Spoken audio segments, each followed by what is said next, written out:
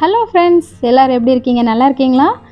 இன்றைக்கி நம்ம சூப்பரான ஒரு பாவக்காய் குழம்பு தாங்க பார்க்க போகிறோம். அடிபொலியாக இருக்குங்க, சூப்பராக இருக்கும். கசப்பு தெரியாத அளவுக்கு நம்ம குழம்பு எப்படி பண்ணலான்னு சொல்லிட்டு நான் இன்றைக்கி சொல்லித்தரேன். பாகற்காய் சாப்பிடாதவங்க கூட இந்த குழம்பை சாப்பிடுவாங்க விரும்பி. அந்த அளவுக்கு டேஸ்ட்டாக இருக்கும். வாங்க வீடியோக்குள்ளே போகலாம்.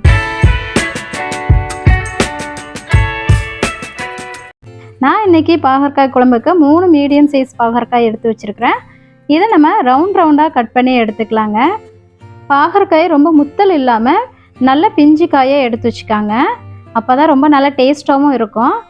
பாருங்கள், ஒரே மாதிரியாக இது போல் நீங்கள் கட் பண்ணி எடுத்துக்காங்க. நம்ம இதை நல்லா வறுத்துட்டு அதுக்கப்புறமா நம்ம குழம்பு பண்ண போகிறோம். அதுக்கு ஸ்டவ் ஆன் பண்ணி ஒரு பாத்திரம் வச்சுக்காங்க. நம்ம கட் பண்ண பாகற்காயை சேர்த்துட்டு ஆயில் கொஞ்சம் அதிகமாகவே விட்டு நீங்கள் வறுத்தெடுங்க. ஸ்டவ்வோட ஃப்ளேம் மீடியமில் வச்சுக்காங்க. அப்போ தான் ஒரே மாதிரியே வேகும். நம்ம எந்த அளவுக்கு ஒரே மாதிரியே நம்ம வறுக்கிறோமோ அந்த அளவுக்கு கசப்பு இல்லாமல் இருக்குங்க.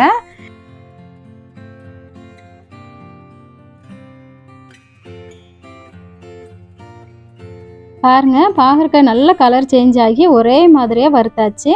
இதுதான் கரெக்டான ஸ்டேஜ். இப்போ நம்ம ஸ்டவ்வை ஆஃப் பண்ணிக்கலாம். ஆஃப் பண்ணிவிட்டு தனியாக எடுத்து வச்சுக்குவோம். இந்த அளவுக்கு வறுத்துட்டு நம்ம பண்ணால் தான் குழம்பு கசப்பு இல்லாமல் இருக்கும். பாகற்காயை தனியாக எடுத்துகிட்டு அதே கடாயில் தான் ஒரு மசாலா ரெடி பண்ண போகிறோம். ஆயில் நிறைய இருந்ததுன்னா அதே ஆயிலில் பண்ணுங்கள், இல்லாட்டினா கொஞ்சமாக ஆயில் சேர்த்துட்டு வெங்காயம் 1 கைப்பிடி அளவுக்கு சேர்த்துக்காங்க. பூண்டு பல் 8லேருந்து 10 பல் சேர்த்துக்கலாம் தாராளமாக. ரொம்ப நல்லது உடம்புக்கும். சின்ன வெங்காயம் நம்ம எந்த அளவுக்கு சேர்க்குறோமோ அந்த அளவுக்கு டேஸ்ட் நல்லா இருக்குங்க. பெரிய நெல்லிக்காய் சைஸுக்கு புளி கொஞ்சமாக சேர்த்துக்காங்க. உங்களுக்கு எந்த அளவுக்கு டேஸ்ட் பிடிக்குமோ அந்த அளவுக்கு நீங்கள் புளி சேர்த்து கூட்டியோ குறைச்சியோ சேர்த்துக்காங்க. கூடவே கொஞ்சமாக சின்ன சீரகம், பெரிய சீரகம் கொஞ்சமாக நீங்கள் சேர்த்துக்காங்க. அதாவது ஒரு அரை ஸ்பூன் நீங்கள் சேர்த்துக்கலாம். இந்த குழம்புக்கு புளியை நம்ம ஆயிலே வறுத்துட்டு அதுக்கப்புறமா அரைச்சிக்க போகிறோம். தனியாக கரைச்சி ஊற்ற வேண்டாம். டேஸ்ட் ரொம்ப நல்லாயிருக்கும். வெங்காயம் பூண்டு கொஞ்சம் வணங்கினதுக்கு அப்புறமா தக்காளி 1.5 தக்காளி நான் சேர்த்துருக்கேன் மீடியம் சைஸில். நீங்கள் பெரிய சைஸ் தக்காளியாக இருந்தால் 1 தக்காளி சேர்த்தா போதும். அரை தக்காளி நான் தாளிக்கிறதுக்காக எடுத்து வச்சுருக்கிறேன். இது நல்லா வதக்கி விடுங்க. கூடவே 1 கொத்து அளவுக்கு கருவேப்பிலை சேர்த்துக்கலாம். கருவேப்பிலை இந்த குழம்புக்கு எந்த அளவுக்கு சேர்க்குறோமோ அந்த அளவுக்கு நல்லா மணமாகவும் இருக்குங்க. தக்காளி நல்லா வதங்கி வரணுங்க. அது வரைக்கும் நல்லா வதக்கி விடுங்க. பாருங்கள், தக்காளி வெங்காயம் எல்லாமே நல்லா வதங்கி வந்துருச்சு. இப்போ நம்ம ஒரு 4 ஸ்பூன் இல்லாட்டினா ஒரு 5 ஸ்பூன் தேங்காய் சேர்த்துக்கலாம். எந்த அளவுக்கு நீங்கள் காய் எடுத்துருக்கீங்களோ அந்த அளவுக்கு நீங்கள் தேங்காய் சேர்த்துக்காங்க. தேங்காய் சேர்த்துட்டு நல்லா கிளறி கொடுங்க.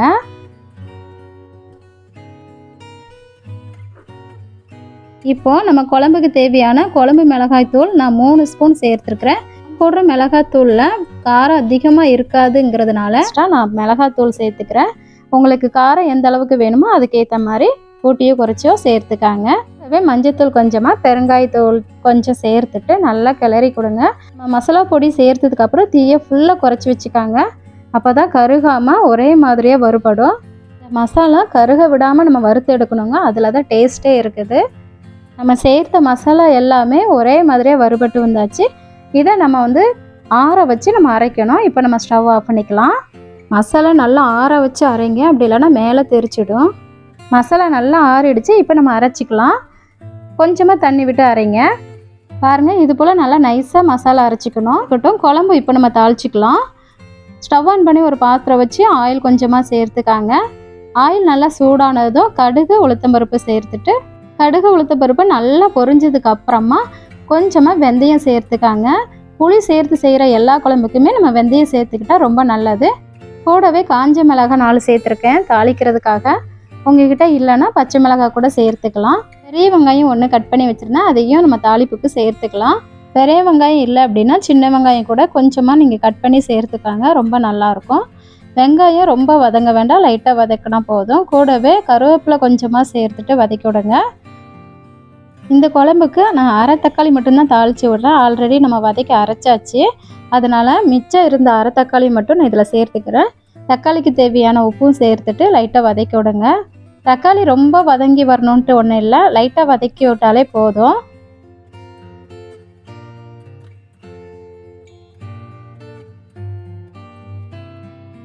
தக்காளி வெங்காயம் இந்த அளவுக்கு வதக்கி விட்டால் போதும். நம்ம அரைச்சி வச்ச மசாலாவை இது கூட சேர்த்துக்கலாம். மசாலா சேர்த்துட்டு அந்த ஆயிலை லைட்டாக பரட்டி விடுங்க. அப்புறமா நமக்கு தேவையான அளவுக்கு தண்ணி சேர்த்துக்கலாம். ரொம்ப நேரமாக நம்ம கிளறி விட வேண்டாம், ஏன்னா நம்ம மசாலா ஆல்ரெடி வறுத்து தான் நம்ம அரைக்கிறோம். அதனால் பச்சை வாசனை இருக்காது. ரொம்ப சீக்கிரமாக இந்த குழம்பு செஞ்சு முடிச்சிடலாம். குழம்பு உங்களுக்கு எந்த அளவுக்கு வேணுமோ அந்த அளவுக்கு தண்ணி அட்ஜஸ்ட் பண்ணி நீங்கள் சேர்த்துக்காங்க. ரொம்ப தண்ணியாகவும் இந்த குழம்பு இருக்கக்கூடாது, ஓரளவுக்கு கெட்டியாக இருக்கணுங்க, அப்போ தான் நல்லாயிருக்கும். குழம்பு இந்த அளவுக்கு வச்சாலே போதும், கரெக்டாக இருக்கும். ஏன்னா நம்ம கொதித்து வர்றப்போ கொஞ்சம் கெட்டிப்படும் இல்லையா, அதுக்கு இந்த தண்ணி கரெக்டாக இருக்குங்க. தண்ணிலாம் சேர்த்துட்டு நீங்கள் தேவையான அளவு உப்பு சேர்த்துக்காங்க. உப்பு சேர்த்துட்டு அதுக்கப்புறமா நீங்கள் ஒரு கொதி விடணும். பாகற்காய் இன்னும் சேர்க்கலையே நினைப்பீங்க. பாகற்காய் நான் எப்போ சேர்க்கணும்னு சொல்கிறேன், ஸ்கிப் பண்ணாமல் பாருங்கள். நம்ம உப்பெல்லாம் நல்லா சேர்த்துட்டு நம்ம ஒரு மூடி போட்டு ஒரு கொதி விடலாம். 3 நிமிஷத்தில் ஒரு கொதி வந்துருங்க. டக்குன்னு இந்த குழம்பு செஞ்சு முடிச்சிடலாம். பாருங்கள், நமக்கு சூப்பராக ஒரு கொதி வந்துருச்சு.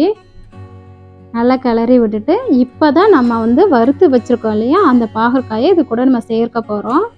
குழம்பு ஒரு கொதி வந்ததுக்கு அப்புறமா நம்ம அந்த காயை சேர்த்தோம் அப்படின்னா அந்த குழம்போடு சேர்ந்து இந்த காயும் நல்லா வெந்து வந்துடும். ஆல்ரெடி நம்ம வறுத்து வச்சுருக்கிறதுனால குழையாமல் சூப்பராக நமக்கு வெந்து வரும். அதுக்காக தான் ஒரு கொதி வந்ததுக்கு அப்புறமா நம்ம காய் சேர்க்குறோம்.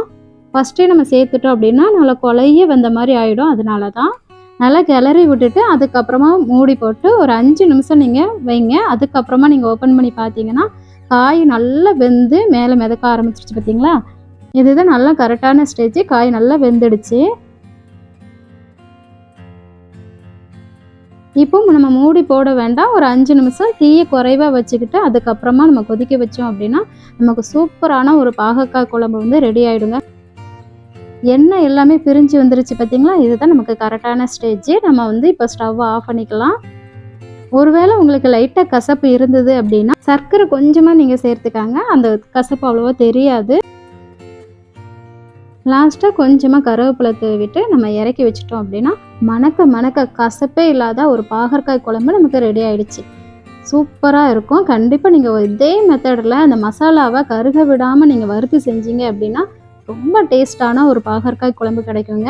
கண்டிப்பாக நீங்கள் ட்ரை பண்ணி பாருங்கள். பாகற்காய் சாப்பிடாதவங்க கூட கேட்டு வாங்கி சாப்பிடுவாங்க. நீங்கள் ஒரு டைம் ட்ரை பண்ணி பார்த்துட்டு எப்படி வந்தது இந்த குழம்புன்னு சொல்லிட்டு எனக்கு கமெண்ட் பண்ணி சொல்லுங்கள். பாகற்காயை நீங்கள் வறுக்கும்போது ஆயில் கொஞ்சம் அதிகமாக ஊற்றி நீங்கள் வறுத்தீங்க அப்படின்னா நல்ல மொறுமொறுப்பாக வறுத்து வரும். அப்போ தான் கசப்பு இல்லாமல் குழம்பு வரும். ட்ரை பண்ணி பாருங்கள்.